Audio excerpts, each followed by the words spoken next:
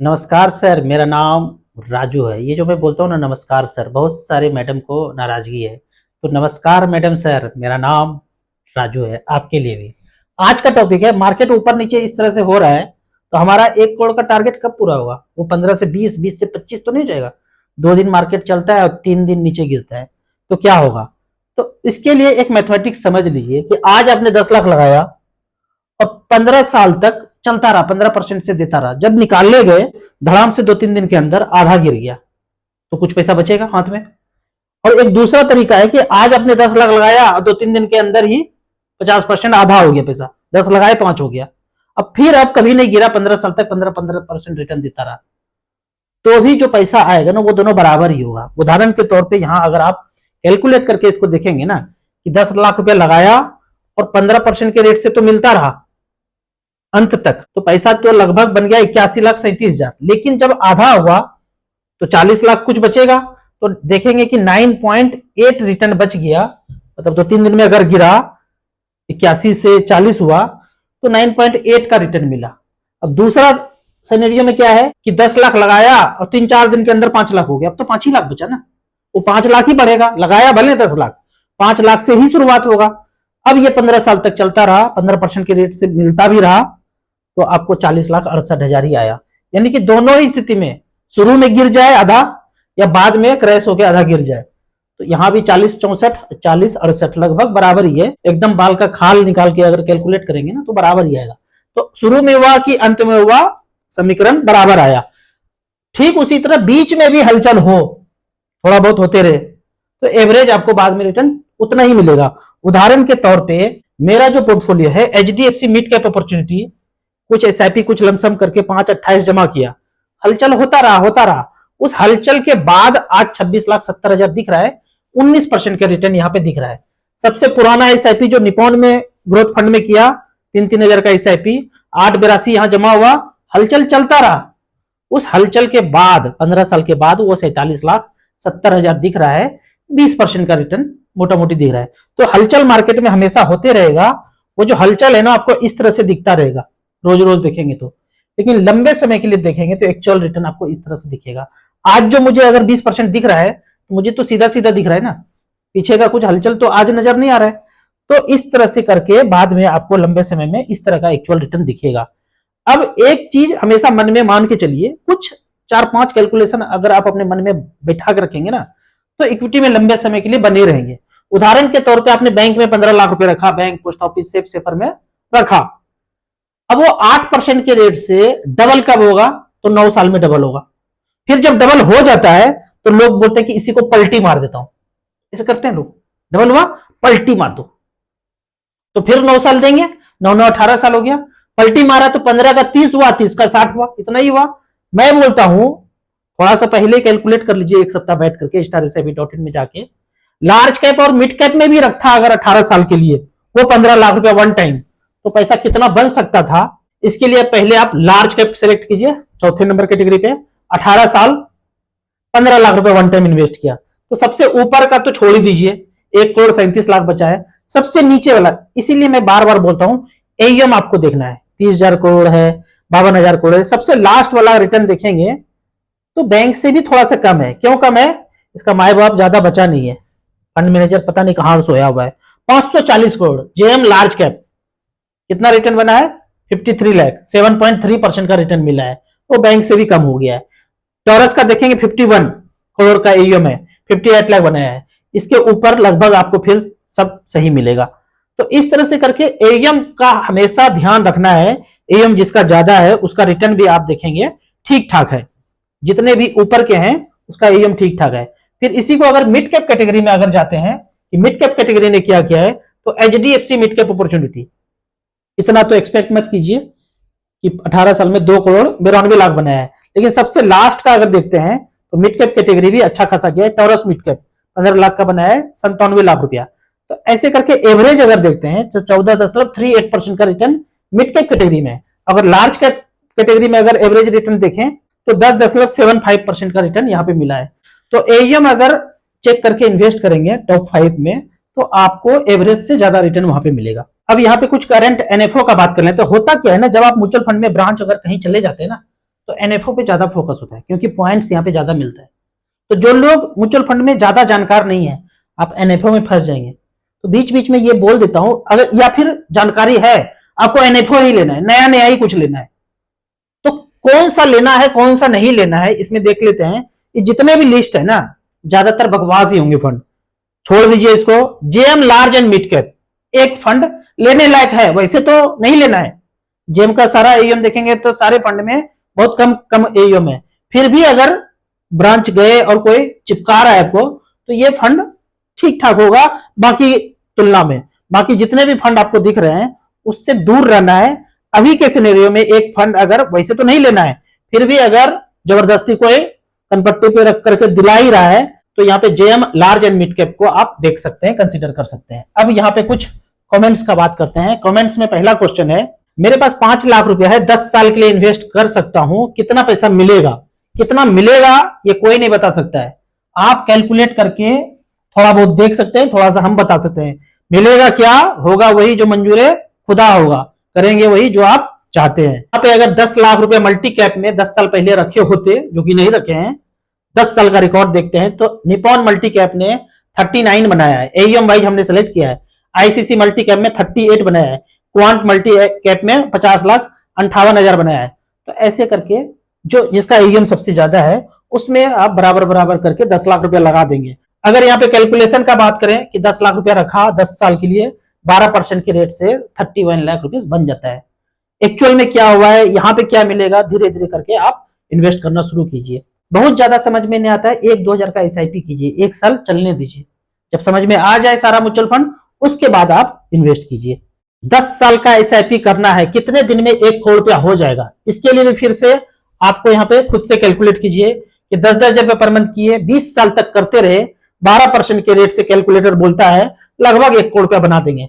लेकिन पिछला इतिहास बताता है कि 10-10 हजार रुपए पर मंथ का एसआईपी अगर मिड कैप कैटेगरी यहाँ पे जोड़ते हैं, देखते हैं मिड कैप कैटेगरी में पिछले 20 साल में 10-10 हजार रुपए पर मंथ किया, तो निपॉन इंडिया ग्रोथ फंड सबसे ज्यादा रिटर्न दिया है।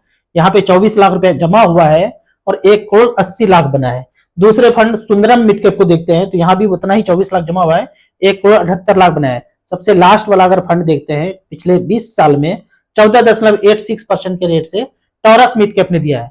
मिड कैप कैटेगरी में एवरेज रिटर्न देखें तो 16.56 का है।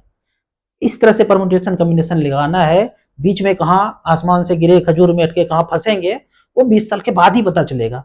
तो पैसा धीरे धीरे लगाना, वही पैसा आप लगाइए जो 10 साल 15 साल 20 साल जरूरत नहीं है। ऐसा नहीं कि आज लगाया और मार्केट 10% गिरा तो चिल्लाने लगे कि इससे अच्छा तो बैंक था, एफडी था, कॉर्नर वाला प्लॉट ले लेते।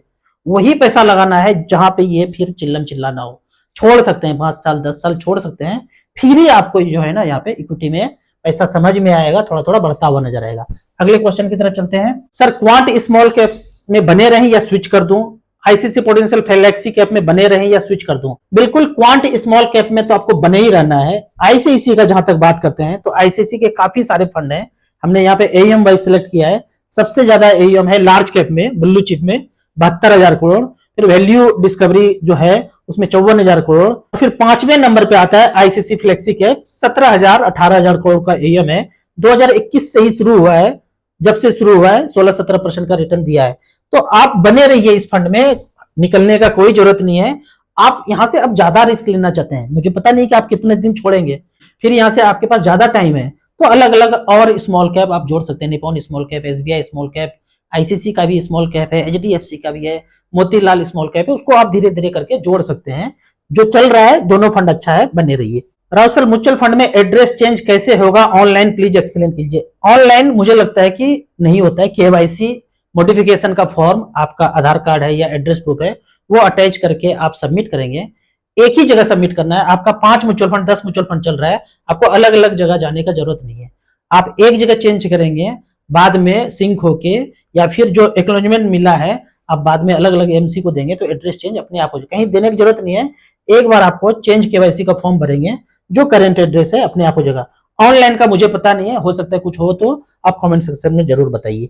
सर पोर्टफोलियो में ज्यादा फंड होने से क्या रिटर्न पर असर पड़ता है? मान लेते हैं कि 10 फंड था, ठीक है, और 2 फंड ने अच्छा रिटर्न दिया, 20-20% करके 15 साल रिटर्न दिया, और 8 फंड ने 16%, 15% का रिटर्न दिया।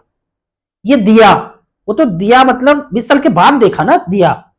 ये कैसे पता चलेगा आपको कि ये दो फंड 20% का रिटर्न देगा फ्यूचर में? पता नहीं है ना। आप कहते हैं कि चलो कम फंड होगा, तो कम फंड आपने इधर वाला ले लिया, तो इधर वाला लिया ही नहीं, तो वही 12, 13, 14 मिला। और ज्यादा लिया तो 10 में ये वाला भी आ गया जो 20% का रिटर्न दिया। तो आप ये कैसे डिसाइड करेंगे कि ज्यादा फंड लिया तो रिटर्न कम हो जाएगा? आपने ज्यादा फंड मतलब 10, आपने कोई आदमी बोला कम कर देता हूं, इधर वाला ले लिया, तो क्या होगा? रिटर्न कम ही कम हो जाएगा। इसीलिए कोई कुछ नहीं पता है, इसीलिए तो बोलते हैं डाइवर्सिफाइड करके लगाना है। कम रिटर्न सही है, लंबे समय में ना मिले, लेकिन डाइवर्सिफिकेशन ज्यादा जरूरी है। अभी लमसम करना चाहिए या कुछ वेट करना चाहिए? ये मैंने वेट वाला काम कभी नहीं किया। अगर आपके पास पैसा है 5,000, 10,000, 20,000, 1,00,000, 2,00,000, 5,00,000, 10,00,000, उस पैसे को 10 साल छोड़ सकते हैं तो इन्वेस्ट करना चाहिए। कोई नहीं जानता है कि यहां से मार्केट कितना बढ़ेगा कितना घटेगा। हाँ, आपको थोड़ा सा एवरेज आउट करना है तो 10 लाख रुपया, 1,00,000 रुपया करके मंथली करके लगा देंगे, एसटीपी के थ्रू लगा देंगे। लेकिन जो वेट करने का है ना, मैं देखा हूं कि भूतकाल में कोरोना में जब गिरा था मार्केट ना, तो मेरा एक दोस्त बोलता था कि और गिरेगा तब खरीदूंगा, और गिरेगा तब खरीदूंगा, और बॉटम तक आ गया, उसके बाद भी नहीं खरीद पाया। और मैं बीच बीच में हमेशा टॉपअप करता रहा। तो और गिरेगा, कितना गिरेगा ये कोई नहीं जानता है। तो आपके पास पैसा है, डाइवर्सिफाइड करके हर स्टेज में आप पैसा लगाते रहिए। और सबसे अच्छा ये है कि आपके पास लमसम इसलिए बार बार बीच में हो रहा है ना, कि आपने एसआईपी तो 10,000 रुपए पर मंथ कर सकते थे या 20,000 तक कर सकते हैं, किया आपने 5,000 रुपए पर मंथ, तो हर 5-6 महीने में आपके पास पैसा एक्यूमुलेट हो जाता है। तो बेहतर है कि 20-25,000 का ही एसआईपी कर देंगे, वो ज्यादा अच्छा स्ट्रेटेजी है। एक 54 साल है, तो क्या स्मॉल कैप में 6 साल के लिए करना सही है? बिल्कुल भी सही नहीं है। आप मल्टी कैप, फ्लेक्सी कैप लीजिए, लार्ज कैप लीजिए, 6 साल के बाद ही सारा पैसा चाहिए। Multi, flexi, large cap, balance fund में आपको जाना चाहिए। आपको रिस्क लेने का क्षमता है, इधर बाहर पड़ा हुआ है, इधर भी प्लॉट, उधर भी प्लॉट, उधर से भी पैसा आ रहा है, उधर से भी पैसा आ रहा है, फिर आपका 54 क्या 60, 70 भी हो, इतना पैसा लगा के छोड़ सकते हैं, रिस्क लेने का कैपेसिटी हो, फिर तो आप स्मॉल कैप में लगा दीजिए। नहीं रिस्क लेना चाहते हैं तो multi cap, flexi cap, large cap, balance fund में आपको जाना चाहिए। नमस्कार सर, मेरा 6 लाख रुपया ईएलएसएस फंड में है, उससे निकाल करके सारा पैसा स्मॉल कैप में लगा दूं? बिल्कुल लगाना चाहिए। एसटीपी करके, स्विच करके, धीरे धीरे करके, आपके पास 10 लाख है तो 1-1 लाख रुपया करके 10 महीने में करके या 20 महीने में करके स्मॉल कैप में स्विच कर जाइए। अगर आपके पास यहां से 10-15 साल का टाइम है तो, अगर आपके पास 4 साल, 5 साल, 6 साल, 7 साल है तो वहीं पे बने रहिए। ईएलएसएस थोड़ा सा डाइवर्सिफाइड है, लार्ज कैप में ज्यादा रहता है, मिड कैप, स्मॉल कैप में एक्सपोजर कम होता है, तो ये थोड़ा सा सेफ है। आपको अधिक तेजी से ज्यादा रिस्क लेके वेल्थ क्रिएशन करना है तो स्मॉल कैप में जाना चाहिए। मेरा पोर्टफोलियो रिव्यू कर दीजिए। 43 साल एज है और 17 साल का हॉरिजॉन है। 16,000 का एसआईपी स्टार्ट किया है दिसंबर 2024 से। टारगेट 1 करोड़ रुपया है। 16,000 सफिशियंट है, 15-16 साल में 1 करोड़ रुपया पूरा हो जाएगा। फंड देख लेते हैं। बंधन स्मॉल कैप बेहतरीन, Tata small cap, Nippon small cap, quant small cap, SBI Nifty small cap 250 index, Motilal Oswal micro cap, Motilal Oswal mid cap, HDFC multi cap. इससे बेहतरीन पोर्टफोलियो होता ही नहीं है। अगर ये फंड रिटर्न नहीं दिया तो समझो कि मोगेम्बो ने पूरा पृथ्वी खत्म कर दिया है, बम छोड़ करके, और सब कुछ तबाह हो गया है। अगर ये फंड रिटर्न नहीं दिया तो कुछ भी धरती पर रिटर्न नहीं देगा। Bank, post office, safe, safer जितना है सब ओम भूर्भुवः स्वः हो जाएगा। मैंने 6 स्मॉल कैप लिया है 3-3 हजार रुपए पर मंथ। एक फंड माइनस करके 250 इंडेक्स फंड में डाल दूं? बिल्कुल नहीं। अगला पैसा आता है तो 250 इंडेक्स फंड को जोड़ देंगे। डाइवर्सिफिकेशन करने में कोई प्रॉब्लम नहीं है, ज्यादा से ज्यादा 10-12 फंड रख सकते हैं, कोई दिक्कत नहीं है। और बीच बीच में जब पैसा वेल्थ क्रिएट हो जाए तो 1.25 लाख रुपया टैक्स बचाने के लिए लॉन्ग टर्म कैपिटल गेन उसको दूसरे फंड में स्विच भी कर सकते हैं। अगला क्वेश्चन बड़ा बेहतरीन है कि एक बार लमसम करने के बाद कितने समय के बाद कंपाउंडिंग का मैजिक देखने को मिलता है? तो बड़ा सिंपल कैलकुलेटर में जाइए आप कि 15 लाख रुपया 10 साल के लिए छोड़ा और 15% के रेट से मान लेते हैं 60 लाख बन गया। अब अगले साल अगर 10% भी रिटर्न हो तो 6 लाख रुपया ऐड हो जाएगा। लेकिन यही पैसा अगर 15 साल छुटा हो, उदाहरण के तौर पे ये 15 साल छुटा हो तो 1 करोड़ 22 लाख यहां बन गया। अब यहां से 10% भी रिटर्न मिले तो 12 लाख रुपए जुड़ जाएगा। तो धीरे धीरे जितना समय बढ़ता जाएगा कंपाउंडिंग का मैजिक उतना तेजी से बढ़ता हुआ नजर आएगा आपको। राहुल सर, मैं एसआईपी चला रहा हूं 2-2 हजार रुपया करके 5 स्मॉल कैप फंड में। एक्स्ट्रा पैसा जब भी आता है उसको बिना डरे मैं परचेज कर लेता हूं। मैं सही कर रहा हूं, मार्केट गिरने का वेट नहीं करता हूं, क्योंकि जब मार्केट गिरता है हमारे पास पैसा नहीं होता है। आप वैसे ही कर रहे हैं जैसे मैं करता था, जब जब पैसा आता है डालता गया। ऐसा हो सकता है कि मेरे पास पैसा है जेब में और मार्केट भी गिरा है तो खरीद लिया। ऐसे नहीं कि मार्केट गिरने का इंतजार कर रहा हूं और 10,000 रुपए पास में और लगाया नहीं। कोई नहीं जानता है कि जब आप जिस पॉइंट पे पैसा इन्वेस्ट करेंगे और वहां से 5-10% मार्केट बढ़ ना जाए। तो आप किसी भी एसआईपी के कैश फ्लो में आप देखेंगे ना, आपने 10 रुपए में खरीदा, 12 रुपए में खरीदा, 13 रुपए में खरीदा, ऐसे करके हर स्टेज में खरीदता रहा। लेकिन जब एनएवी 200 रुपया है तो आप पीछे किसी भी स्टेज में खरीदते रहे, सभी का वैल्यू बढ़ा हुआ है। आपको इसी तरह म्यूचुअल फंड के बारे में और कुछ जानना है, इन्वेस्टमेंट के बारे में जानना है, तो इस नंबर पर मुझे व्हाट्सअप कर सकते हैं। आप म्यूचुअल फंड में पहली बार शुरुआत करना चाहते हैं तो दिए हुए ऐप में रजिस्ट्रेशन करके मिनिमम 500 रुपए से एसआईपी शुरू कर सकते हैं। धीरे धीरे करके आपको म्यूचुअल फंड के बारे में ज्यादा समझ में आए, फिर आप अमाउंट को बढ़ा सकते हैं। आपको याद दिला दूं, मैं एक MP registered mutual fund distributor हूं। आप इसी तरह से कमेंट सेक्शन में क्वेश्चन पूछते रहिए। वीडियो अच्छा लगता है तो लाइक एंड शेयर जरूर करें। Thank you so much.